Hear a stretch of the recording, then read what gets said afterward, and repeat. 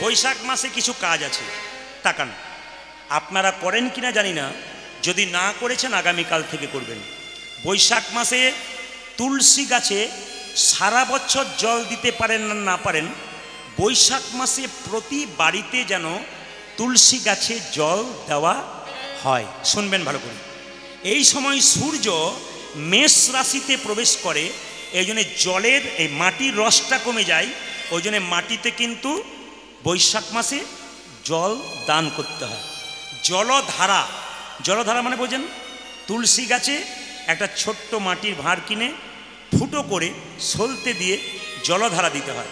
তার উপরে আপনি কি করবেন, একটি এই 5টা আম পাতা দেবেন, চন্দন দেবেন, মাটির ঘটে ছিদ্র করবেন, সেই জলটা যে দেবেন ওটার নাম কি, জলধারা। কটা আম পাতা দেবেন মায়ের জোরে বলুন? 5টা। সিঁদুর ঠেকাবেন না, কি দেবেন? চন্দন। ব্রহ্মবৈবর্ত পুরাণ বলছে যে আমাদের বিশ্বে 3.5 কোটি তীর্থস্থান আছে। যদি কেউ প্রতিদিন জল ঢালতে পারে, 3.5 কোটি তীর্থস্থানে গেলে যে আমাদের ফল হয়, সেই ফল আপনি তুলসী গাছে জল দিলে পাবেন। সেই ফল পাবেন, তুলসী গাছে 4 বার পরিক্রমা করবেন তুলসী মন্দির, আপনার কিন্তু লাভ আছে। মাথায় রাখবেন, খালি গায়ে খালি পায়ে শুদ্ধ বস্ত্র পরিধান করে জল আপনারা দেবেন। বাড়ির সবাইকে জল দান করতে বলবেন। তামা কিংবা পিতলের ঘটিতে আপনারা জল দান করবেন। এইবার বলে দিই আপনাদেরকে, যদি মনে করেন কৃষ্ণকে সোনা পরাবো, যদি আপনাদের কাছে সোনা না থাকে কিংবা ক্ষমতা না থাকে, একটা বিরাট উপকার আছে যদি করতে পারেন। তুলসী গাছের যে মঞ্জুরি, সেই মঞ্জুরি যদি গোবিন্দের মাথায় দিতে পারেন প্রতিদিন কেটে কেটে, তাহলে আপনার ভগবানেরকে সোনা পরানোর সমান হয়ে যায়। তাই আপনাদের কাছে নিবেদন রইল, শুদ্ধ হাত, শুদ্ধ নিরামিষ যদি পারেন। বৈশাখ মাসটা দেখবেন প্রায় জায়গাতে বৈশাখ মাসে সব নিরামিষ খাচ্ছে। কেন? বছরে 3টে মাস খুব গুরুত্বপূর্ণ। একটা মাঘ মাস স্নানের জন্যে, একটা কার্তিক মাস, ওটা কী বলা হয়, দামোদর মাস, তাই তো, আর একটা হচ্ছে বৈশাখ মাস। এই সময় মারোয়ারি দেখবেন, যারা বড় বড় মারোয়ারি আছে তারা দেখবেন রাস্তার ধারে শরবত নিয়ে নিয়ে বসে থাকে। যে খায় না তাকে বলে একটু শরবত পান করুন, একটু জল খান। কেন?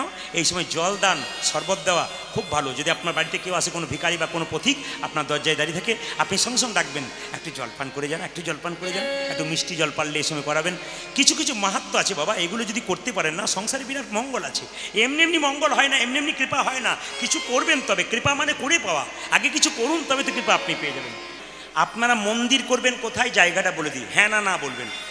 মন্দির করবেন, দেখবেন সিঁড়ি উঠতে যে নিচে একটু ফাঁকে জায়গা থাকে, ওইখানে। অনেকে এমনি এমনি করছে, অনেকে ভাবছে এ আবার কি বলছে রে বাবা। না না, আমি প্রায় বাড়িতে বাসা হয় দেখতে পাই, ওই সিঁড়ির নিচে একটু কৃষ্ণের জায়গা। ওদিকে জিজ্ঞেস করি, দাদা এত বড় বড় রুম, তারপরে ভগবানকে সিঁড়ির নিচে? তো বলছে ভগবানের তো জায়গার দরকার হয় না, এইটুকু ভগবান নিচে রেখে দিলাম। যেমন দেখবেন, কিছু মনে করবেন না, আমরা প্রায় জায়গা কীর্তন করতে যাই, রাস্তায় আমাকে অনেকে আগলে, দাদা বলে কি, আপনার তো ইউটিউবে সবসময় দেখছি, আজকে শ্মশান কালী পুজো, চাঁদা দিন। দিলাম। আবার পাশে গেছি, তখন বলছে আজকে রক্ষা কালী পুজো, চাঁদা দিই। আমার হ্যাঁ গো, তোমরা শ্মশান কালী রক্ষাকুলো, শ্মশান কালী রক্ষা কালী পুজো করতে পারছো, কেন কৃষ্ণের পুজো করতে পারছো না? তখন বলছে তোমাদের কৃষ্ণ তো নিরামিষ খায়, আর মা কালীর পুজো করবো বেশ করে আনন্দে। মা তো রাত কখন পেরিয়ে যাবে জানতে পারবে। আর কৃষ্ণ পুজো করলে নিরামিষ খেলে রাত পেরোবে না কোনো মধ্যে। যাক, হিন্দু সমাজের উন্নতি হয়েছে, খুব সুন্দর বলে। মায়ের পুজো করবো রাত্রিবেলায়, তারপর তো আর বলো। আপনাদের এখানে ওইরকম পার্টি কেউ নাই, আপনাদের হাসি দেখেই বুঝে নিয়েছি পার্টি আছে। মায়েরা যেমন ভাত টিপিলে বুঝতে পারে যে হয়েছে কিনা, আমি সেরকম মাঝে মাঝে টিপে দেখে নিয়ে আছে কিনা। সব জায়গাতে বলি এখানে কোনো মাতাল নাই, তোর মায়েরা মুখ টিপে টিপে হাতে বলে তুই বল, বলে তুই বল, বলে ঘরে গেলে দেখবি কি পার্টি। রাত্রি হয়ে গেলেই পার্টি বেড়ে যাচ্ছে। না না, সে কথা পরে বলবো, জোরে বলবো রাধা রানী কি, শ্যাম সুন্দর কি, মদন মোহন কি। এখানে কেউ অ্যাপেলো চেন্নাই যদি চিকিৎসাতে গেছেন, আমার কথাটা মিলিয়ে দেখবেন। যদি বাঙালি ডাক্তার হয়, তার টেবিলটার দিকে একবার তাকাবেন, দেখবেন কৃষ্ণের ছবি আছে। যদি খ্রিস্টান ডাক্তার হয়, টেবিলের দিকে তাকাবেন, যীশু খ্রিস্টের ছবি আছে। যদি মুসলিম ডাক্তার হয় দেখবেন টেবিলটার দিকে ওদের ধর্মের ছবি আছে, প্রত্যেক ডাক্তারের। আমি গিয়ে দেখে নিয়েছি। আমাদের একজন ডাক্তারকে আমি দেখেছিলাম, তিনি বলছেন, আমি বললাম তুলসী পত্র দিয়েছেন, প্রসাদ দিয়েছেন, ভগবানকে সেবা করছেন। বলছে ইনিই তো আসল, চিকিৎসা করব না আমি, তিনি করাবেন, আমি করব। এত বড় ডাক্তার ঈশ্বর বিশ্বাসী। আর লজ্জা লাগা উচিত আমাদের MA BA পাস করে আবার ভগবান বিশ্বাসী নয়। হ্যাঁ, লন্ডন ফেরত ডাক্তার, আমেরিকা ফেরত ডাক্তার, সেগুলো পর্যন্ত ভগবানের পুজো করছে সকালবেলায়, তারপর সেবা করছে। আর আমরা কি করছি বলুন তো? ভগবানের সেবা তো দূরের কথা, একটু চাকরি পেয়ে গেলে, একটু ব্যবসা হয়ে গেলে ব্যাস ভগবান ভুলে বসে রইলাম। একজন মুসলিম ছেলে প্রতিদিন মসজিদে যায়, লজ্জার ব্যাপার। একটা হিন্দু ছেলে মন্দিরের পাশ দিয়ে 10 বার পেরিয়ে যায়, প্রণাম করে না। আমি আমার সামনে দেখেছি, আমার স্কুলে 10 জন শিক্ষক, তার মধ্যে 3 জন মুসলিম শিক্ষক, 7 জন হিন্দু শিক্ষক। 3 জন শুক্রবার দিন মসজিদে নামাজ পড়তে যায়, পাশের গ্রামে আবার ক্লাসটা মেকআপ করে দেয় তারা। আর লজ্জার ব্যাপার, কিছু হিন্দু শিক্ষক আছে মন্দিরের পাশ দিয়ে 5 বার প্রায় একবার প্রণাম পর্যন্ত করে। দুঃখ আমাদের এই জায়গাতে। সনাতন ধর্ম করে চিৎকার করলে হবে কি? আমরাই তো রক্ষা করতে পারছি না। ওদের একটা ছেলে রোজা করব বলে, 5 বছরের ছেলে মাকে বলছে আমি রোজা করব, ওর মা মাথায় হাত দিয়ে বলছে আল্লাহ তোর বরকত করুক, তুই কর। আর আমাদের সবচাইতে লজ্জার ব্যাপার, যেদিন একাদশী করেন ফল জল সব কিছু খেতে পান, ছেলে যদি বলে মা একাদশী করব, চুপ কর, এখন থেকে বুড়ো, আমি পাকা মেয়ে হয়ে গেছে, সেই বুড়ো হবি তখন করবি। না না, হাসি নয়, এটা তো আমাদের লজ্জা, এটা তো আমাদের হাসি নয়, আমাদের গা ফিরতি। আমরা তো করতে পারছি না। এগুলো তো আমাদের অবজ্ঞা। এগুলো জানতে হবে যে আমরা কি তৈরি করে গেলাম। কিছু মনে করবেন না। বাচ্চা সকালবেলায় পিঠে 5 কেজি 25 কেজি ব্যাগটা দেবার আগে ছেলেকে এই কথা শেখান, মন্দিরে প্রণাম করে আয়, দাদু ঠাকুমাকে প্রণাম কর, আমাকে তোর বাবাকে প্রণাম কর। প্রতিদিন বাচ্চাকে ওটা শেখান। আপনি বাড়িতে থাকবেন না, কোনো লোক যদি বাড়িতে আসে না, ছেলেটা ছুটে গিয়ে তাকে প্রণাম করবে। আপনাকে সেই লোকটা বলবে আপনার ছেলে না খুব ভালো, বলে কেন? আমি ঢুকেছি, আমার প্রণাম করেছে। তার মানে কি? আপনি রত্নগর্ভ, আপনি শিক্ষা দিয়েছেন, আপনার গর্বে বুক ভরে যাবে না, আমার ছেলে প্রণাম করেছে। এটা আপনি চান না আমার ছেলে বাবু হয়ে কোট করে টাকা রোজগার করার মেশিন তৈরি হোক? আপনি অবশ্যই চাইবেন ছেলে চাকরি পাবে, রোজগার করবে, ইঞ্জিনিয়ার ডাক্তার হবে, অবশ্যই চাই আমরা। কিন্তু তার সঙ্গে বিবেক জন্মাতে হবে। তবে কৃষ্ণ ভক্ত সন্তান হলে বিবেক জন্মাবে, ভবিষ্যতে আপনাকে দেখবে। আর আপনি যদি কৃষ্ণ ভক্ত সন্তান তৈরি করতে না পারেন, ভবিষ্যতে আপনাকে কেউ দেখবে না। তাই বারবার বলবো, এখনও যদি ভালো চান, বারবার আমি আপনাদের কাছে নিবেদন রইল, বাড়ি বাড়ি কৃষ্ণ ভক্ত সন্তান তৈরি করুন, আপনার মনে আনন্দ হবে। এই কমিটির মধ্যে একজন ভাই আছেন, আমার কাছে গিয়েছিলেন, তার ছেলে কৃষ্ণ ভক্ত হয়ে গেছে কীর্তন শুনে। বহু ছোট ছোট বাচ্চা তার মাকে বলে, আমি আপনার বোলপুরে কয়েকদিনের গান করছিলাম, তো মেয়েটার জন্মদিন হবে কয়েকদিন পরে, তো তার বাবা বিরাট ব্যবসায় নিযুক্ত, বলছে আমি আপনার কীর্তন শুনবার সময় পাই না, এরা মা মেয়েতে শোনে, মেয়েটা খুব বাচ্চা। তো বাবাকে বলেছে, বাবা আমার জন্মদিনে কোনো আমিষ চলবে না, কোনো প্রাণী নেওয়া চলবে না, আমার জন্মদিনে কেক কাটা হবে না, আমার জন্মদিনে ঘিয়ের প্রদীপ, আর আমার জন্মদিনে জ্বালাতে হবে কি? ঘিয়ের প্রদীপ আর পরমান্ন প্রসাদ দিতে হবে, আমি কেক কাটবো না। বলে কেন রে, সবাই যে করে? না, আমি প্রদীপ বাবুর কীর্তন শুনেছি, মাত্র মেয়েটা বয়স 8 বছর। তখন তার বাবা বলল, আপনি বিশ্বাস করবেন না, ও যখন ওই কথাটা বলল, আমি পাষণ্ড, রাস্তায় অখাদ্য কুখাদ্য খেতে হয়, ব্যবসা বাণিজ্য করে বেড়াই। আমি তখন ভাবলাম কোন সুখনে আমার মেয়েটাকে জন্ম দিলাম, যার জন্য আমার মেয়ে আমাকে শিখিয়ে দিচ্ছে, আমার চৈতন্য হয়ে গেল। আপনার কীর্তন শুনে মেয়েটি ভক্ত হয়ে গেল, ক্লাসে ফার্স্ট হয়, এত সুন্দর পড়াশোনা করে, একবারে তিলক করে তুলসী পাতা গোবিন্দকে দিয়ে তারপর বেরোই, ওর মা শিখিয়ে দেয়, আমার মা শিখিয়ে দেয়। আপনারা শেখাবেন আপনাদের বাচ্চাকে। খুব দামি দামি কথা আছে বাবা, শুনলে চৈতন্য ফিরবে। আমার শুধু একটাই কাজ, যেন মানুষ কৃষ্ণ ভজনের পথটা ধরে। আপনি সুখী হবেন একটা জায়গাতে যদি কৃষ্ণ ভজন করেন, বাকি কোনো জায়গাতে সুখ নাই। আপনি সব কর্ম করুন, কিন্তু কৃষ্ণকে ছাড়বেন না, তাকে অর্পণ করে। একটা প্রমাণ দিয়ে দিই, একটা আসরে নাম করব না, ক্যামেরা হচ্ছে, 5 বছর ধরে একটা মেয়ে যত আসরে যায়, ওই মেয়েটা আধুনিক জামা কাপড় পরে, খাটো পোশাক পরে, সিঁদুর নেয় না, হাতে শাঁখা নাই, মেয়েটার সামনে বসে কীর্তন শোনে। কীর্তন কিন্তু শোনে প্রথম সারিতে, খুব কম বয়স, বয়স হবে প্রায় 28-30 মতো। এবারে যখন গান করতে গেলাম তখন দেখছি আমি যত কীর্তন গান গাইছি মেয়েটা বসে বসে কাঁদছে, আর স্মৃতিতে সিঁদুর নিয়েছে, টকবগে শাঁখা পরেছে, নামাবলী নিয়েছে, নামাবলী নিয়ে একটা সাদা লাল পেরে শাড়ি পরে এসেছে। কীর্তনের শেষে বললাম, কি গো তোমার এই পরিবর্তন কি করে হলো? উনি বললেন, দাদা আমার ছেলেটার জন্য আমি ফিরে পেলাম। বলে কেন? আমার ছেলের 8 বছর বয়স, ছোট থেকে খালি কীর্তন করে, বলে ধুতি পরিয়ে দাও, ভগবানের নাম করব, নিরামিষ খাবো। আমি মনে মনে ভাবলাম, কীর্তন শুনেছিলাম, সাজ পোশাক আমার ভালো ছিল না, লোকে আমাকে ঠাট্টা করতো, সামনে আমি আধুনিকা হয়ে বসে থাকতাম বলে। কিন্তু কি সূক্ষ্মে আমার ছেলে জন্ম দিয়েছে গোবিন্দের কৃপাতে, ও কিছুই বোঝে না, অথচ 7 বছর বয়স থেকে বলছে, মা নিরামিষ খাবো, আমাকে তিলক দিয়ে দাও, আমাকে পরিয়ে দাও। তখন থেকে আমি বুঝতে পেরে গেলাম আমার রত্নগর্ভা। তোমরা বলো না যে মেয়ে মা যদি ভালো সন্তান দেয় রত্নগর্ভা, আমার ছেলে যদি আমিষ না খায় আমি মা হয়ে তুলব কি করে? প্রতিজ্ঞা করলাম, খোকা মুখে দিতে গেলেই বমি করে দেয়। তখন আমি বুঝতে পেরে গেছি গোবিন্দ কৃপা করেছে, আমাকে কৃপা করে সুন্দর একটা ফসল দিয়েছে। মাটা মাত্র 28 বছর বয়স, তুলসীর মালা নিয়ে তিলক নিয়ে আসরে গত কয়েকদিন আগে কীর্তন শুনছি। আমি চমকে গেলাম, প্রণাম করলাম। আমাকে এসে বলল, কি জন্যে হলো? বললাম, তোমার বাইরের সাইজটা যেমন থাক, আসরে বসে তো তুমি কীর্তন শুনতে, ওই জন্য তুমি এইরকম সন্তান লাভ করেছ। একজন সন্তানের জন্য একজন বাবা সব ত্যাগ করতে পারে। কত বাড়িতে কম বয়সে ছেলেরা বলে, গার্জেন আমাকে ফোন করে, আপনার কীর্তন শুনে সব তো নিরামিষ করছে, কি ব্যাপার? ছেলে তো একবার কৃষ্ণ ভক্ত হয়ে গেল। আপনার তো ভাগ্য ভালো, আপনার ছেলে খারাপ হবে না, চরিত্রহীন হবে না, মাতাল হবে না, বদমাইশ হবে না, আপনার মৃত্যুর সময় শান্তিতে মরতে পারবেন। আমি একজন কৃষ্ণ ভক্ত সন্তান সংসারে রেখে গেলাম। এই প্রতিজ্ঞা করুন, ভারতবর্ষের প্রত্যেকটি সনাতন ধর্মের মানুষের বাড়িতে একটা করে যেন কৃষ্ণ ভক্ত সন্তান হয়।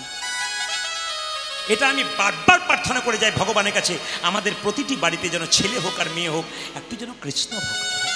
কোলে করে এনেছেন, ও কীর্তন শুনুক না শুনুক, ঘুমাচ্ছে, তবু তো মতি হচ্ছে, আপনার জন্য হচ্ছে। আপনি যে শুনছেন, ছেলের কৃপা হবে, একদিন বুঝতে পারবেন। আমি কষ্ট করে ছেলেকে কোলে নিয়ে কীর্তন শুনেছি, আমি একদিন ফল পেয়ে পাবেন, 100% পাবেন। মায়েদের কাছে নিবেদন রইল, আমার কীর্তনটা একটু বাস্তবের সঙ্গে মিল আছে, একটু মেনে নেবেন।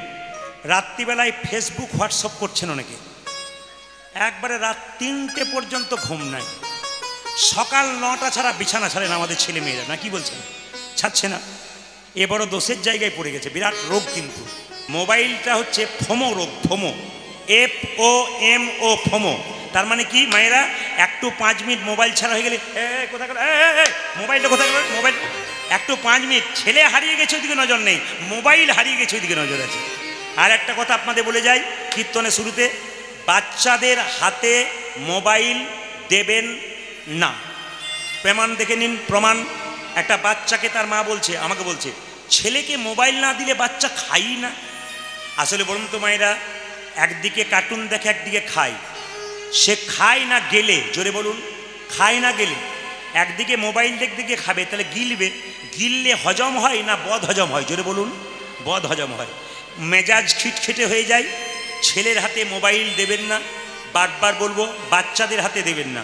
আমি আজকে একটা ছোট্ট কথা বলে যাই, চাণক্য পণ্ডিত বলেছেন, বাচ্চার 5 বছর পর্যন্ত কোনো দোষ ধরবে না, 5 থেকে 15 পর্যন্ত ছেলে মেয়েকে শাসনের চোখে রাখবে।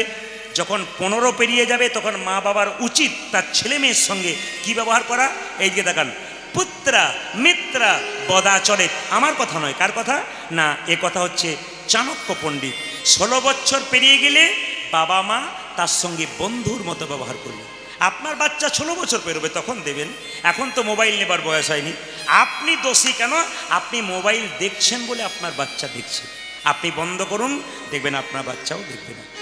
সকালবেলায় যাকে মেসেজ করবেন, প্রথম মেসেজটা যেন হরে কৃষ্ণ নাম দিয়ে হয়। কাউকে ফোন করবেন, ওই যে বলেছি, হাই হ্যালো ছড়ো, হরে কৃষ্ণ বলো, নো টেনশন নো ড্রামা, কি বলো, হরে কৃষ্ণ হরে রামা।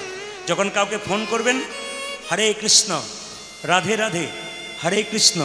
পাশের জন যদি বলে, কবে থেকে কৃষ্ণ হলি, বলে আজ থেকে বললাম, তুইও চালু করে দে, দেখবেন বলতে বলতে একদিন বলবে। আমি শুধু আপনাদের বলতে চাই, আপনারা মেসেজ করবেন কিন্তু ঠিক জায়গায় করবেন। যদি ভুল জায়গায় করেন তাহলে গন্ডগোল। এটা বাস্তব প্রমাণ দিয়ে দিই। একজন ভদ্রলোক, তার স্ত্রী চাকরি পেয়েছে বোম্বেতে, তো কলকাতা থেকে বোম্বে যাবে, স্ত্রীকে ফ্লাইটে তুলতে গেছে। ভালো করে শুনুন, মেসেজ উল্টো পাল্টা হলে কি হয়। যেই না গেছে ফ্লাইটে তুলতে, বলছে শোনো তুমি বোম্বেতে গিয়ে কীরকম ঘর পেলে, চাকরি তো জয়েন করবে, তা তুমি কীরকম বাড়ি টাড়ি পেলে আমাকে একটু বলবে, আমি সেরকমভাবে যাব আর খবরটা পেয়ে যাব। ফোন করার দরকার নেই, আমি ব্যস্ত তুমি ব্যস্ত, তুমি মেসেজ করে দিও। এখন মায়েরা বোম্বেতে গেছে স্ত্রী ফ্লাইটে করে, স্বামী বাড়ি চলে গেছে ফ্লাইটে চাপিয়ে। এখন লক্ষ্য করুন, এত সুন্দর বাড়ি পেয়েছে, গোছাতে গোছাতে গোছাতে গোছাতে রাত 12টা হয়ে গেছে, তখন মেসেজ করছে। মায়েরা এই দিয়ে দেখান, মেসেজটা কিন্তু তার স্বামীর কাছে না গিয়ে একটা মাত্র সংখ্যায় উল্টো পাল্টা হতে নাম্বারটি অন্য একটা লোকের কাছে চলে গেছে। আর যে লোকের কাছে গেছে রাত 12টার সময় সে মোবাইলটা দেখেই মরে গেলাম মরে গেলাম মরে গেলাম, তোর বৌদি ডাকছে, মাথায় জল দে মাথায় জল দে মাথায়। আপনারা চমকে যাচ্ছেন, কেন বলছে মরে গেলাম তোর বৌদি ডাকছে? আসলে যে লোকটার কাছে মেসেজ গেল তার স্ত্রী দুপুরবেলায় মারা গেছে, তাকে শ্মশান ঘাটে পুড়িয়ে যখন বাড়ি ফিরছে তখন মেসেজটা তার নাম্বারেই ঢুকছে। আবার মেসেজটা কি দেখুন, মাই ডিয়ার স্বামী, আমি সময় মতো পৌঁছে গেছি, মানে শ্মশানে পৌঁছে গেছি। ও এখন ওটা দেখে এখন চমকে গেছে যে শ্মশানে পৌঁছে গেছে। তখন বলছে এখানে এসে এত সুন্দর ঘর বাড়ি পেয়েছি, গোছাতে গোছাতে অনেক সময় নষ্ট হয়ে গেল, এত সুন্দর বাড়ি পেয়েছি, আমি ভাবছি দুদিন পরে তোমাকেও এখানে আনবো। বলুন স্বামী কি বলছে, জল দে তোর বৌদি ডাকছে। আপনাদের কাছে নিবেদন রইল, এ হচ্ছে কীর্তনের মাধ্যমে মাঝে মাঝে এই জিনিসগুলোকে তৈরি করতে হয়, তৈরি নয় দেখে শিখতে হয়। বাবা কীর্তন শুনতে সে 1 ঘন্টা থাকে না, আর ছেলেকে বলে ধৈর্য ধরে পড়, তোর একবারে ধৈর্য নাই, তোর বাবার যে ধৈর্য নাই সেটা দেখলো না। হরিনামে বাবার ধৈর্য নাই, ভালোমতি নাই, আর ছেলেকে বলছে ধৈর্য ধরে পড়। এ গুরু মিলে লাখে লাখে, শিষ্য মিলে এক। উপদেশ, আপনি যদি হরিনাম শুনবেন ধৈর্য ধরে, আপনি বাড়িতে ধৈর্য ধরে কাজ করবেন, তবে তা আপনার ছেলে আপনার কাছ থেকে শিখবে। এপিজে আব্দুল কালাম যিনি রাষ্ট্রপতি ছিলেন, তিনি আমাদের শিখিয়ে দিয়ে গেছেন, একটা মা হলো 100টা স্কুলের সমান, একটা বাবা হলো 100টা শিক্ষকের সমান। মায়ের কাছ থেকে বাচ্চা শেখে আচার, আর বাবার কাছ থেকে বাচ্চা শিখে বিচার। এখানে যতগুলো বাবা কীর্তন শুনছেন তারা ভালো বাবা হবেন, তো আপনি অপেক্ষা করবেন ভালো সন্তান আমার হতে চলেছে। মায়েরা ভালো হবেন, আপনার সন্তান ভালো হবে।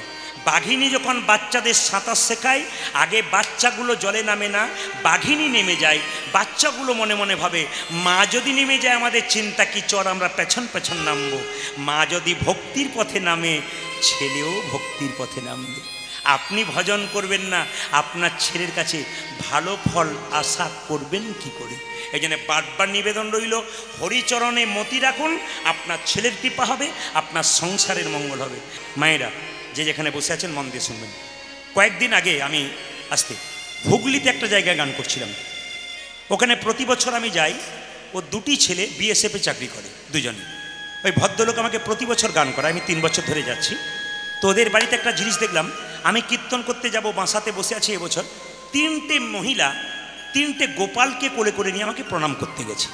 আমি বললাম গোপাল কোলে নিয়ে প্রণাম করতে নেই, আপনি নমস্কার করুন। বললাম কোথায় বাড়ি? বলে কলকাতা। বলে আপনি এখানে এলেন কেন? বলে কলকাতায় আপনাকে সব জায়গায় পাওয়া যায় না, তাই চলে এলাম, আমাদের আত্মীয় বাড়ি বটে। বাহ, গোপাল নিয়ে এসছেন? বলে হ্যাঁ। কীর্তন শুনতে বসেছে মায়েরা আপনাদের মতো, জলের বোতল নিয়ে বসেছে, আসন নিয়ে বসেছে, গোপালগুলোকে 3জনকে নামিয়ে দিয়ে সামনে বসে আছে। কীর্তন শেষ হয়ে গেল, সবাই উঠে চলে গেল। একটু আপনার শিখবেন এর থেকে। 3টে মেয়ে কী করলো, ধুলোই গড়াগড়ি দিচ্ছে, একবারে 3জন গড়াগড়ি দিচ্ছে। একজন মহিলাকে জিজ্ঞেস করলাম, দিদি আপনি এত সুন্দর শাড়ি পরেছেন, কলকাতা থেকে এসছেন, এই শাড়িটা আপনার ধুলোতে নষ্ট হয়ে যাচ্ছে না? উনি বলছেন, আপনার কীর্তনই তো শুনলাম, স্বামীর যদি 4টে কাপড় দোকান থাকে, দেহ থেকে প্রাণ বেরিয়ে গেলে চিতাতে শুয়ে দিলে একটাও কাপড় দেবে না। দাদা, ভক্ত পদ ধুলি আর ভক্ত পদ জল, ভক্ত ভক্ত শেষ হয় 3 মহান। যেখানে অভিমান থাকবে, অহংকার থাকবে, সেখানে গোবিন্দ থাকবে না। ওই 3টি মেয়ে গড়াগড়ি দিচ্ছে। আমি একটু জিজ্ঞেস করলাম, কিছু মনে করো না, বড়জনকে জিজ্ঞেস করলাম, তুমি কি করো? মেয়েটি বলল, আমি কলকাতার কলেজের প্রফেসর।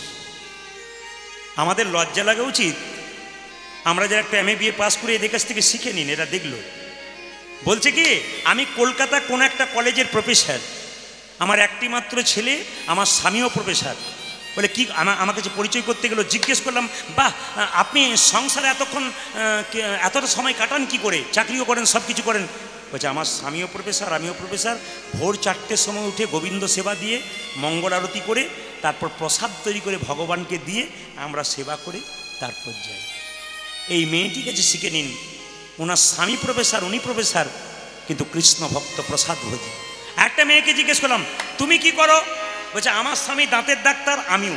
বাহ, দাঁতের ডাক্তার? হ্যাঁ। আমি মনে মনে ভাবলাম, তুমি যদি আমার চাইতে ছোট না হতে, আমি তোকে একবার প্রণাম করতাম তোমাকে। আর একটি মেয়ে খুব কম বয়স, 20 বছর। বললাম তুমি কি করো? বলছে দাদা আমি বিউটি পার্লারে কাজ করি। আমিও তো করি। বলছে আপনি করেন কীর্তনে ফাঁকে? বললাম না, কীর্তন করতে করতে করি। বলে বুঝলাম না। বলছে আমি বললাম তুমি তো বিউটি পার্লারে কাজ করে মেয়েদের বাইরেটা ভালো করার চেষ্টা করো, আর আমি বিউটি পার্লারে কাজ করে ভক্তের হৃদয় মন্দিরটাকে ভালো করার চেষ্টা করি।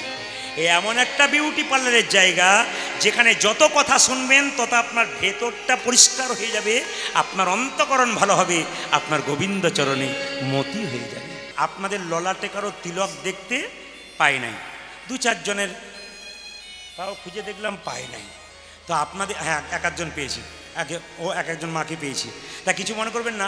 তিলক কেন নেবেন আগে জেনে নিন, তারপর আপনি নেবেন কি না নেবেন আপনার ব্যাপার। তিলক নেওয়া মানে কি মা? আসতে, তিলকে যে 2টো দাগ আছে তাকাবেন, ডান দিকের দাগটা হলো ব্রহ্মা, বাঁ দিকের দাগটা হলো মহেশ্বর, আর মাঝখানে ফাঁকা জায়গাটা হলো, জোরে বলুন কি মাঝখানে ফাঁকা জায়গাটা? তিলকের ডান দিকটা হলো ব্রহ্মা, মাঝ দিকটা হলো কি মহেশ্বর, আর মাঝখানে জায়গাটা কি বিষ্ণু। আচ্ছা, এটাকে ভগবানের চরণ চিহ্ন বলে। আচ্ছা মায়েরা বলুন তো, সত্যি যদি আপনাদের কপালে ভগবানের চরণ চিহ্ন থাকে, তা ভগবানের চরণ চিহ্ন যার কপালে আছে তার আবার চিন্তার কি আছে? তিলক যে আপনারা নিচ্ছেন, এই যে এইখানে ফোঁটা মতো নিয়েছি মা, ওটা কি? তুলসী পাতা। তুলসী পাতা, তুলসী পাতাটা কতটা নেবেন? নাকটাকে 4 ভাগ করলে 3 ভাগ পর্যন্ত এই ফোঁটাটা নেবেন। তৃতীয় কথা বলে যায় আপনাদেরকে, আপনি তিলক দেবেন, ধরুন আপনার কাছে কেউ তিলক চাইছে, আপনি কোন হাতে দেবেন? আপনার কাছে তিলক চাইলে আপনি এই আঙ্গুলে দেবেন। সবাই তাকিয়ে দেখে নিন, কেউ যদি আপনাকে তিলক চায় আপনি এই আঙ্গুলে দেবেন। আপনি কেউ যদি মারা গেছে তার কপালে তিলক দিতে হয়, আপনি কোন আঙ্গুলে দেবেন? এই আঙ্গুলে দেবেন। ভগবানের চরণে আপনি তিলক দেবেন, কোন আঙ্গুলে দেবেন? এই আঙ্গুলে, অনামিকা, যেখান থেকে গুরুমন্ত্র ভজন করেন। নিজে তিলক কোন আঙ্গুলে নেবেন? সবসময় এই আঙ্গুলে। এই আঙ্গুলটা বাদ। এটা কাকে দেবেন? ভক্তকে। এটা কাকে দেবেন? মৃত ব্যক্তির কপালে। এটা কাকে দেবেন? নিজের কপালে। এটা কাকে দেবেন? ভগবান বিষ্ণুকে এবং গুরুচরণে দেবেন। যারা যারা দীক্ষা নেন নাই তারা নিয়ে নেবেন, আর যারা বাকি আছেন তারা নেবেন, যারা নিয়েছেন তারা ভালো করেছেন। দীক্ষা মানে কি? কৃষ্ণকে জানা, আর শিক্ষা মানে কি? রাধাকে জানা। সবাই লক্ষ্য করুন, দীক্ষা মন্ত্র যারা ভজন করবেন, কোন আসনে বসে ভজন করবেন একটু জেনে নিন। কম্বলের আসন সবচাইতে বেস্ট। যদি না পান তাহলে কুশ ঘাসের আসন ভালো। যদি না পান তবু নিচে বসে করবেন না, যে কোনো একটা আসন নেবেন। কোন দিকে মুখ করে দীক্ষা মন্ত্র ভজন করতে হয়? উত্তর দিকে কিংবা পূর্ব দিকে। আমি আগেই বললাম, যতগুলো কথা বলে যাব মাথায় রাখবেন, জীবনে কাজে লাগাবেন, শাস্ত্রের কথা তাকাবেন। উত্তর দিকে কিংবা পূর্ব দিকে। 2, 3, আপনি যখন ভজন করবেন তখন দীক্ষা মন্ত্র ভজন করার পরে কিছু মনে করবেন না, দীক্ষা মন্ত্র বড় না কৃষ্ণ মন্ত্র বড়? কৃষ্ণ মন্ত্র বড়। দীক্ষা মন্ত্র ভজন করবার আগে মহামন্ত্র হরে কৃষ্ণ কৃষ্ণ কৃষ্ণ হরে হরে, হরে রাম রাম রাম হরে হরে, কতগুলো নিয়ম। দীক্ষা মন্ত্র ভজন করবার আগে যে গুরু দিয়েছে তাকে স্মরণ করতে হয় প্রথমে। কেন? গুরু বিনা যে জন গোবিন্দ ভজে সে পাপী নরকে মজে।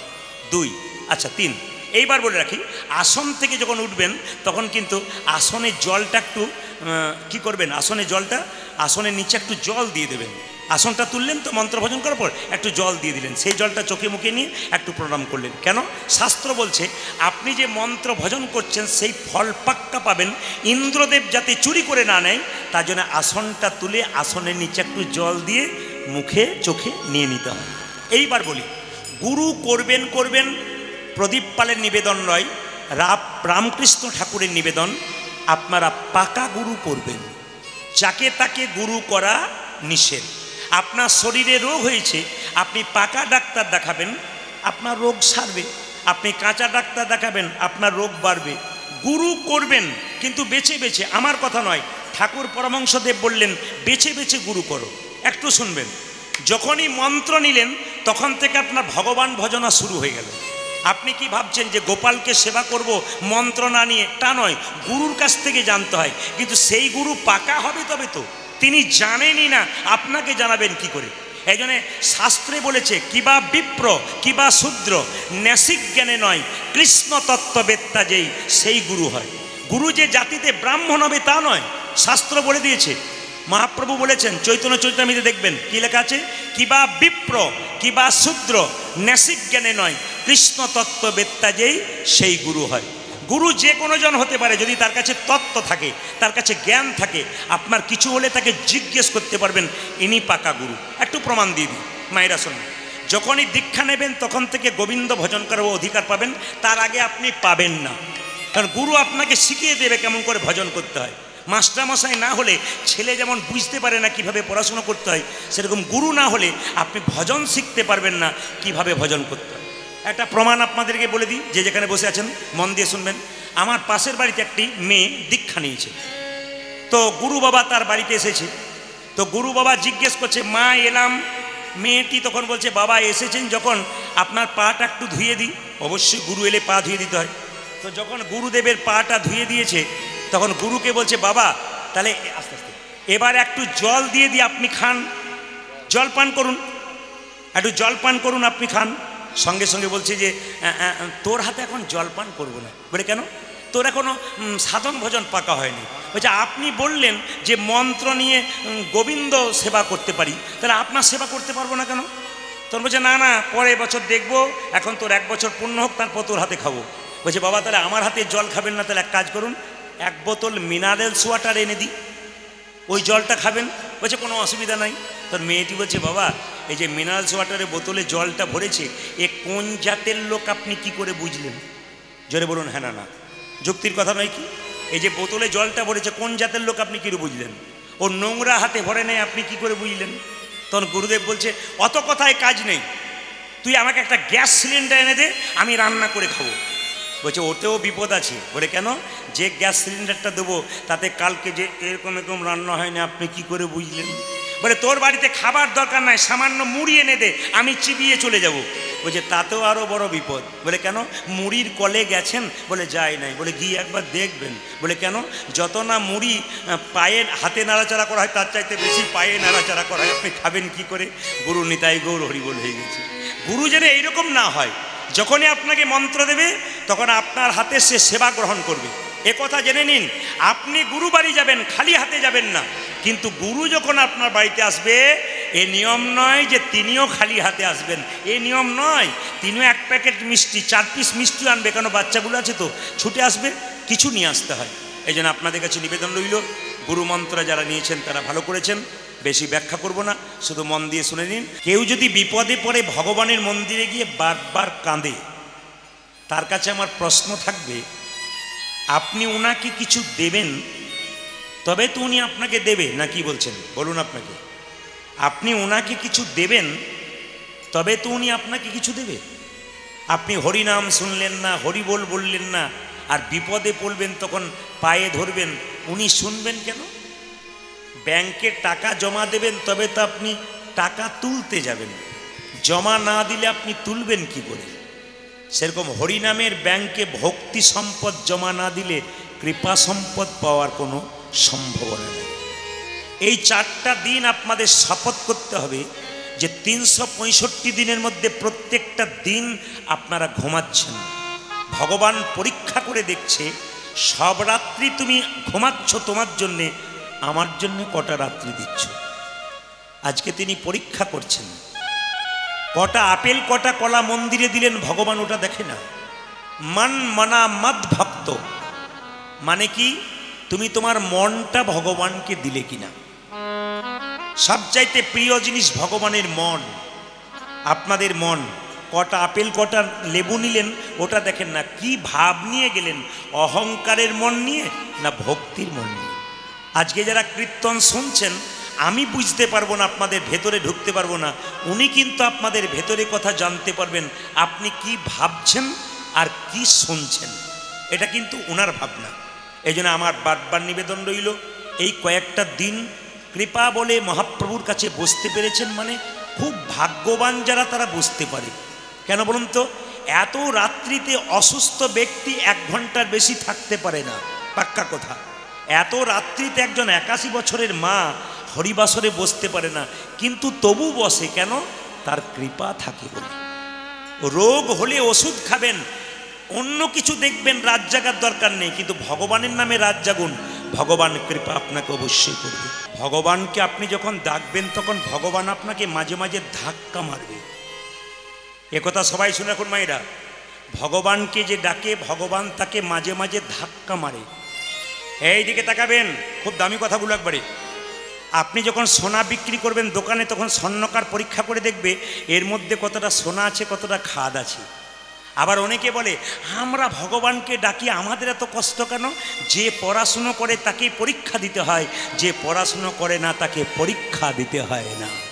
তবে যে পড়াশুনো করে পরীক্ষা দিলে তার উন্নতি হয়, সাংসারিক দৈহিক মানসিক, কিন্তু যে করে না সে রাখাল বাগালি রয়ে যায়। এই দিকে তাকাবেন, যারা আমাকে প্রশ্ন করে প্রদীপবাবু যে হরিনাম করে তার এত কষ্ট, ঘর ভেঙে জল পড়ছে, ছেলের অসুখ করছে, খালি কষ্ট হচ্ছে, আর যারা হরিনাম করে না দিব্যি বুক ফুলিয়ে বেড়াচ্ছে। আপনার কিছু মনে করবেন না, সমাজে এমন কিছু লোক আছে রাস্তাতে গুন্ডামি করছে, মস্তানি করছে, আপনার টাকা কেড়ে নিচ্ছে, আপনাকে ঠকাচ্ছে, কিন্তু মনে রাখবেন আপনারা অনেকে প্রশ্ন করে প্রদীপবাবু এদের কিছু হচ্ছে না কেন, এরা বুক ফুলিয়ে বেড়াচ্ছে আর আমার তিলক মালা নিয়ে ঘুরে বেড়াচ্ছি, আমাদের তো কষ্ট কেন? না না, আমি বলি নাই, শাস্ত্র বলছে জন্মের সময় মানুষের কাছে ভগবান 2টো কলসি দেয়, একটি পাপের একটা পুণ্যের। যারা মস্তানি করছে, লোক ঠকাচ্ছে, দিব্যি রাস্তায় গুন্ডামি করছে, পকেট ঝেড়ে নিচ্ছে লোকের, জেনে নেবেন আপনি, মাথায় রাখবেন পাক্কা কথা, এদের পাপের কলসি এখনো পূর্ণ হয় নাই। যেদিন পূর্ণ হবে দুর্যোধনের মতো রাস্তায় ভিক্ষা করে করে বেড়াবে। আপনাকে কিছু করতে হবে না, আপনি ওয়েট করুন, অপেক্ষা করুন, আপনি দেখবেন। আর যারা কষ্ট পাচ্ছেন তাদের পুণ্যের কলসিটা এখনো পূর্ণ হয় নাই। পরমানন্দের কৃপায় যেদিন পুণ্যটা পূর্ণ হবে সেদিন ভগবানের চরণ আপনারা লাভ করবেন। এই জন্য যারা কীর্তন শুনছেন আজকে রাত জেগে, তারা অপেক্ষা করুন, ভগবানের কৃপা কিন্তু আপনাদের জন্য অপেক্ষা করছে। আপনি শুধু তৈরি থাকুন, সময়ের ব্যবধান। ইস্কন মন্দিরে মায়াপুরে চলে যান, দেখবেন হরে কৃষ্ণ বলতে পারে না, কি বলে? হরে কৃষ্ণা। দেখবেন আস্তে হরে কৃষ্ণা ওখানে বলে। ওরা আশ্চর্যের ব্যাপার, ওরা বলতে পারে না তবু বলে, আর আমরা বলতে পারি তবু বলি না। এটাই লজ্জা, ওদের সঙ্গে তফাৎ। ওরা বলতে পারে না। যখন বিদেশ থেকে একজন ভক্ত এসেছিলেন আমাদের নবদ্বীপে, বিদেশ থেকে, তখন তিনি যখন নামবেন উড়োজাহাজ থেকে, তখন তিনি তার কর্মচারীকে চটি 2টো দিয়ে বলেছিলেন, জুতো দিয়ে বলেছিলেন যে এগুলো ধরো। বলে কেন? আমি নামবার একবার মাটিতে প্রণাম করব, তারপর নামব। এটা ভারতবর্ষের মাটি, কৃষ্ণের জন্ম, রামের জন্ম, মহাপ্রভুর জন্ম। যে মাটিতে ভগবান জন্ম নিল সেই মাটিকে বিদেশের লোক সম্মান করতে পারলো, আমরা সম্মান করতে পারলাম না। অথচ আমরা লোকের সামনে বলে বলে বেড়াই আমি MA পাস করেছি, BA পাস করেছি, বড় বড় ডিগ্রি নিয়েছি। লজ্জা আমাদের এইটাই যে বড় বড় ডিগ্রি ধারণ করে এখন আমরা হাত তুলতে পারি না। বিখ্যাত বিজ্ঞানী আইনস্টাইন জীবনে কোনোদিন আমিষ খায় নাই, চিরকাল নিরামিষ খেয়েছে। বিখ্যাত বিজ্ঞানী আইজাক নিউটন, তিনি ঈশ্বর বিশ্বাসী ছিলেন। দেখবেন ভারতবর্ষের বিখ্যাত ব্যাটসম্যান বিরাট কোহলি জীবনে কোনোদিন আমিষ খায় নাই, অথচ 6-এর পর 6 মারছে। ওর স্ত্রী অনুষ্কা, সেও খায় নাই।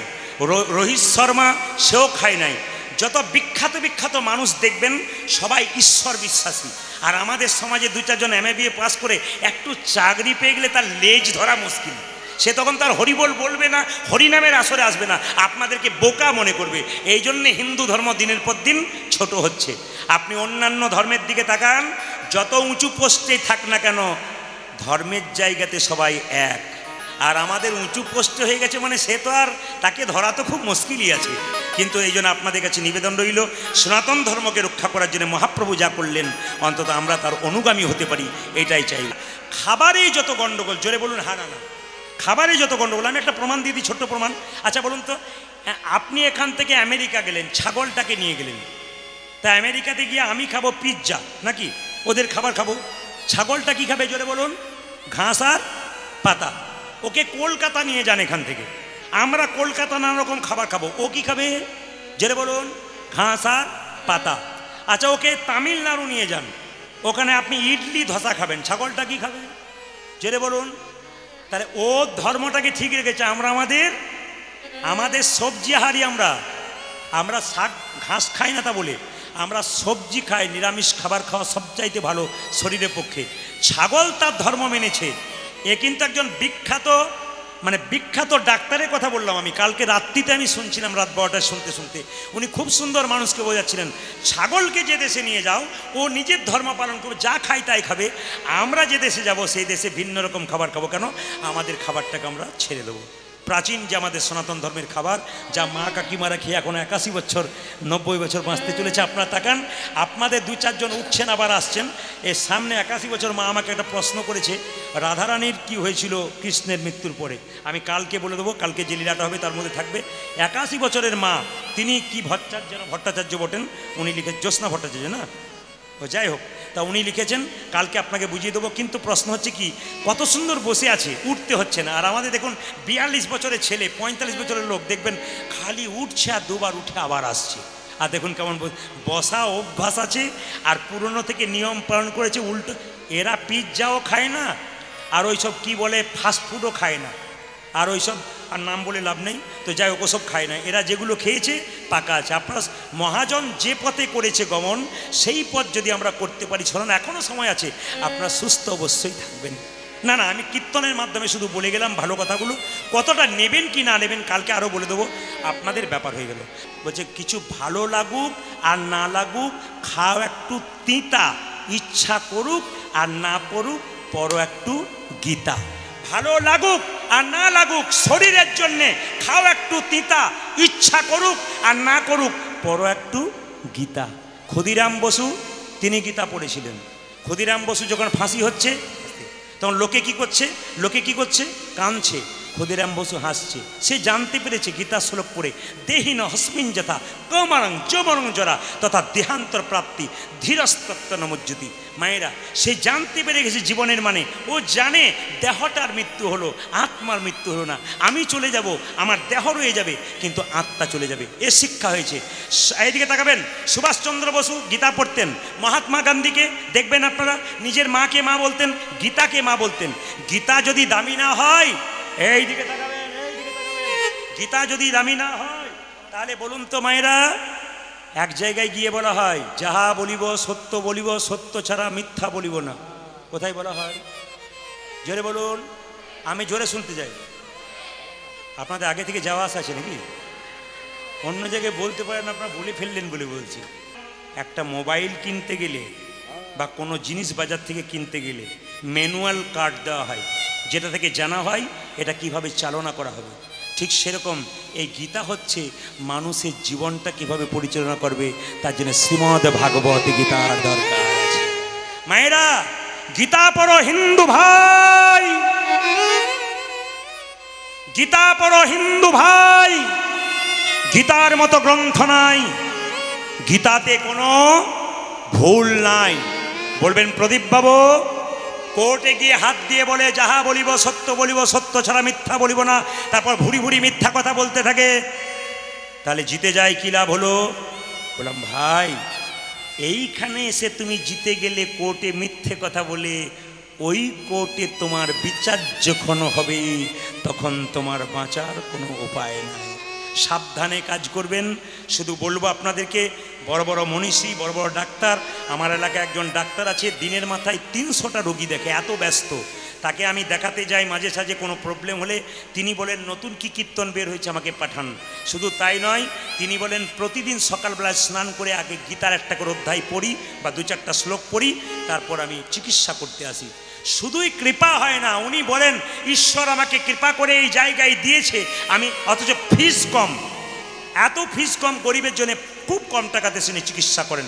আশ্চর্যের ব্যাপার, দিনের পর দিন কাতারে কাতারে রুগী যাচ্ছে, ডাক্তারবাবুকে ভগবান মনে করেন। তিনি মনে করেন এটা ঈশ্বর আমাকে কৃপা করে সেবা করবার দায়িত্ব দিয়েছে, আমি সেই সেবা পালন করব। ওই জন্য প্রত্যেকের কাছে নিবেদন রইল, বাচ্চার ব্যাগের ভেতরে গীতা ভরুন, বা আপনার স্বামী কোথাও যাচ্ছে, দাদা ভাইরা কোথাও যাচ্ছেন, একটা গীতা সঙ্গে করে নিয়ে যান, আপনার জীবনে অনেক দুর্ঘটনা থেকে আপনি রক্ষা পেয়ে যাবেন। এবার একটা সত্যি করে কথা বলুন তো, ছেলে হলে বেশি আনন্দ না মেয়ে হলে বেশি আনন্দ? এখন বলছেন মেয়ে হলে, কিন্তু হ্যাঁ একজন মা ঠিক বলেছেন, এখন মেয়ে। আমার দুটি মেয়ে, ভাগ্যলক্ষ্মী শুভলক্ষ্মী, পড়াশোনা করছে। তার এখন প্রশ্ন হবে, অনেকে জানে বলবে আপনার মেয়ে হয়েছে বলে, তা নয়। যুধিষ্ঠির মহারাজ অর্জুনকে কৃষ্ণ বলেছেন, যার ভাগ্য ভালো তার বাড়িতে লক্ষ্মী যায়, মানে মেয়েরা যায়। না না, খারাপ বলে ছেলে যায় তা নয়, ছেলেও দরকার। ছেলের মা আবার কালকে বলবে সব ভালো করলো, খালি আমার বদনাম করে দেবে। কেন? ছেলে ভগবান যা দিয়েছে তাই হয়েছে। না না, হবে তো, হবে তো। ঈশ্বর যেটা দেবে তাই হবে, ঈশ্বর যেটা দেবে আপনাকে মেনে নিতে হবে।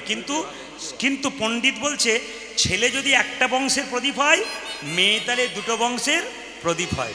দেখে নেবেন মায়েরা, মেয়ে যদি হয়, সে যদি শোনে আমার বাবার কিছু হয়েছে, ও দৌড়ে চলে আসবে। আর ছেলে যদি বাইরে থাকে, যদি বলে আমার বাবার কিছু হয়েছে, ও দৌড়াতে চেষ্টা করবে, পেছন থেকে একজন টান মারবে, যাবে ভেবে যাবে, আগে দেখো বড়জনা মেজজনা গেছে কিনা, তারপর যাবে, তার আগে নয়। আগে দেখি, তোমার তো সব কিছুতে হুঁচুক, আগে চলে যাবে খেলে।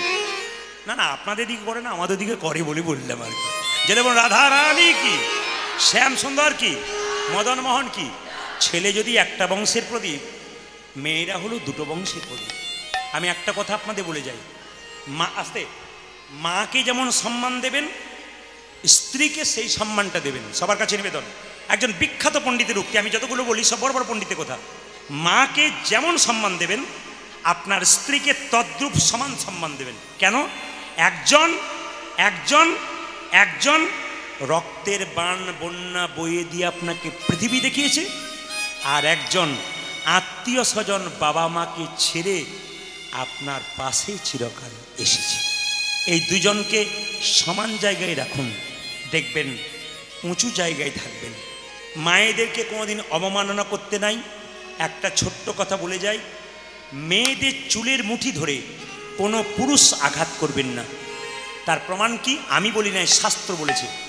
রাবণ সীতার চুলের মুঠি ধরেছিল, ধ্বংস হয়ে গেছিল, শাস্ত্র বলছে। দৈবকী চুলের মুঠি ধরেছিল, কংস শেষ হয়ে গেছিল। আর কে? দুর্যোধন।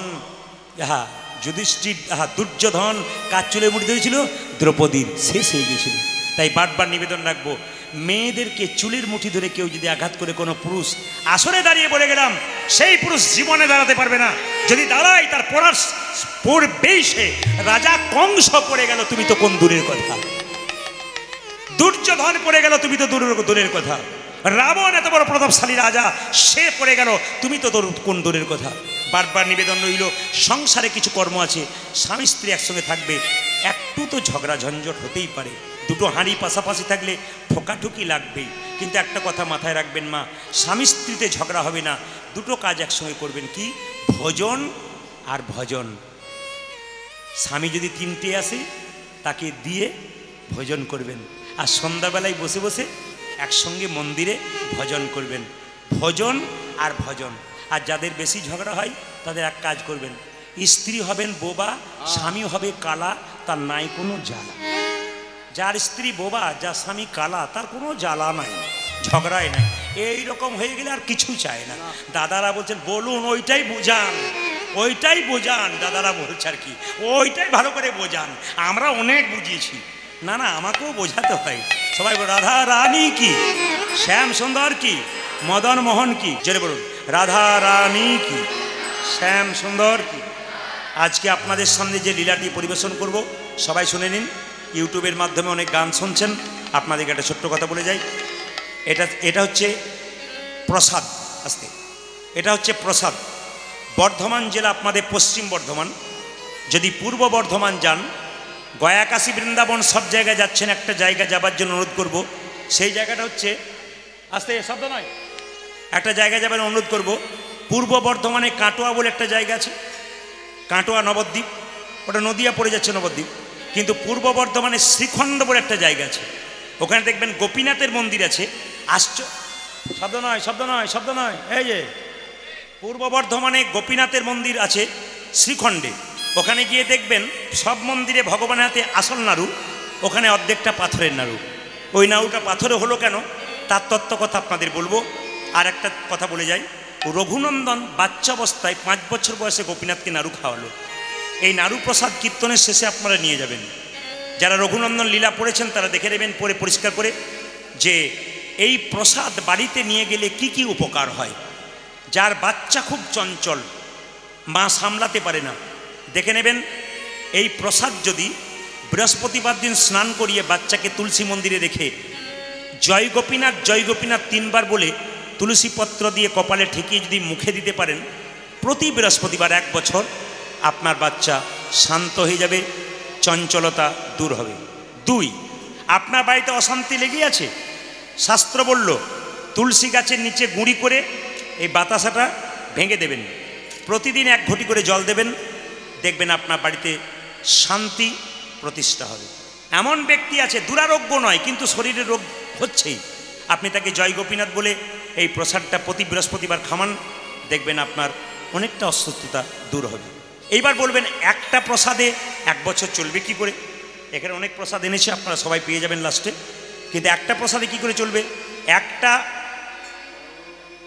একটা বাতাসাতে আপনার 1 বছর চলবে না। আপনি বাড়িতে বৃহস্পতিবার দিন হরিলুট দিয়ে দেবেন 1 কেজি বাতাসা, সেই বাতাসা কৌটোতে ভরবেন, এই বাতাসাটা ওতে গিয়ে মিশিয়ে দেবেন। প্রতি বৃহস্পতিবার আমি যে নিয়মগুলো বললাম যদি করতে পারেন 1 বছর পর আমাকে রেজাল্ট দেবেন আপনারা, আপনার পরিবর্তন হচ্ছে কিনা। দেশে নয় বিদেশে, জেলায় নয় রাজ্যে, প্রত্যেক জায়গাতে লীলা কথা বলার সময় অনেকেই ফোন করে বলেছে একবারে আমার কাজ পাক্কা হয়ে গেছে, যদি ভক্তি ভরে করেন। মা ছেলের জন্য এত কিছু করতে পারে, একটা রাত জেগে এই প্রসাদটা নিয়ে গিয়ে যদি বৃহস্পতিবার, আজকে তো বুধবার নাকি, তাহলে সুযোগ তো আপনাদের মিলে গেল, কাল সকাল থেকে শুরু করতে পারবেন। আপনারা তো ভাগ্যবান ভাগ্যবতী, প্রসাদ আপনাদের জন্য আনা হয়েছে। বৃহস্পতিবার দিন রঘুনন্দনের জন্ম, আর যেদিন রঘুনন্দনের জন্ম হয়েছিল একটা পুজো ছিল, সেই পুজোটার নাম সরস্বতী পুজো। মাথায় রাখবেন এই কথাটা। এখন লক্ষ্য করুন, শ্রীখণ্ডে গোপীনাথের হাতে অর্ধেকটা পাথরের নাড়ু কেন? শ্রীখণ্ডে 2 ভাই, বড় ভাইয়ের নাম মুকুন্দ সরকার, ছোট ভাইয়ের নাম নরহরি সরকার। মনে রাখবেন কথাগুলো। বড় ভাইয়ের নাম কি সরকার বললাম? মুকুন্দ সরকার। আর ছোট ভাইয়ের নাম কি? নরহরি সরকার। মুকুন্দ সরকার কি করে মা? কবিরাজি চিকিৎসা করে। তার ভাই নরহরি কি করে? তার সঙ্গে কম্পাউন্ডারি করে। একদিন ছোট ভাই বলছে, দাদা একবার নবদ্বীপের সেবাসঙ্গনে গেলে হয় না? বলে কেন রে? একবার মহাপ্রভুর আশীর্বাদ পাবো। মহাপ্রভুর আশীর্বাদ পেতে সবাই যে আমরা যাব। তখন ছোট ভাইকে বড় ভাই বলছে, আরে শ্রীখণ্ড থেকে নবদ্বীপ যাবি পায়ে হেঁটে, তখনকার দিন তো গাড়ি ছিল না, পায়ে হেঁটে যেতে হতো। আরে পা ফুলে যাবে, কষ্ট হবে, যেতে পারবি না। ছোট ভাই বলছে, দাদা সাধুগুরু বৈষ্ণবের মুখে শুনেছি কেউ যদি হরিনাম করতে করতে চলে যায় তার রাস্তা নাকি খাটো হয়ে যায়। তো বড় ভাই মুকুন্দ সরকার আগে আর ছোট ভাই নরহরি পেছন পেছন যাচ্ছে। কোথায় যাচ্ছে মা? মহাপ্রভুর কাছে সেবাসঙ্গনে মহাপ্রভুর আশীর্বাদ নেবার জন্যে। চলুন আমরা সবাই মিলে যাই। 2 ভাই যাচ্ছে, আমরাও যাব। সবাই কি বলে যাচ্ছে? কৃষ্ণ কেশব কৃষ্ণ কেশব, তালি দিয়ে কৃষ্ণ কেশব কৃষ্ণ কেশব কৃষ্ণ কেশব তাই নাম, রাম রাঘব রাম রাঘব রাম রাঘব। কৃষ্ণ হরে কৃষ্ণ কৃষ্ণ কৃষ্ণ হরে হরে, হরে রাম রাম রাম হরে হরে। কৃষ্ণ কেশব কৃষ্ণ কেশব কৃষ্ণ কেশব তাই নাম, রাম রাঘব রাম রাঘব রাম রাঘব রক্ষম। হরে কৃষ্ণ কৃষ্ণ কৃষ্ণ হরে হরে, হরে রাম রাম রাম হরে হরে। কৃষ্ণ কেশব কৃষ্ণ কেশব কৃষ্ণ কেশব তাহি নাম, রাম রাঘব রাম রাঘব রাম রাঘব রক্ষম। উলধ্বনি হরে কৃষ্ণ কৃষ্ণ কৃষ্ণ হরে হরে, হরে রাম রাম রাম হরে হরে। হরে কৃষ্ণ কৃষ্ণ কৃষ্ণ হরে হরে, হরে রাম রাম রাম হরে হরে। কৃষ্ণ কেশব কৃষ্ণ কেশব কৃষ্ণ কেশব তাহি নাম, রাম রাঘব রাম রাঘব রাম রাঘব রক্ষম। কৃষ্ণ ঘেরে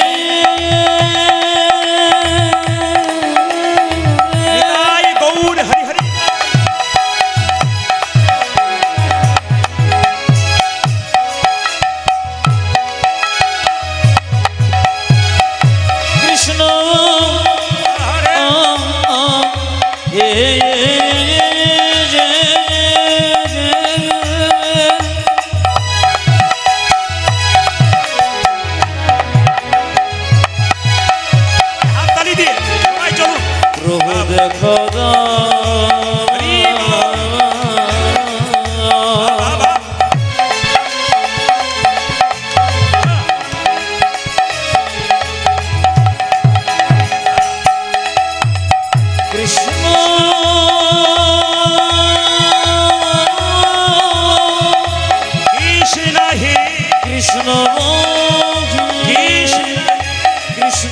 মন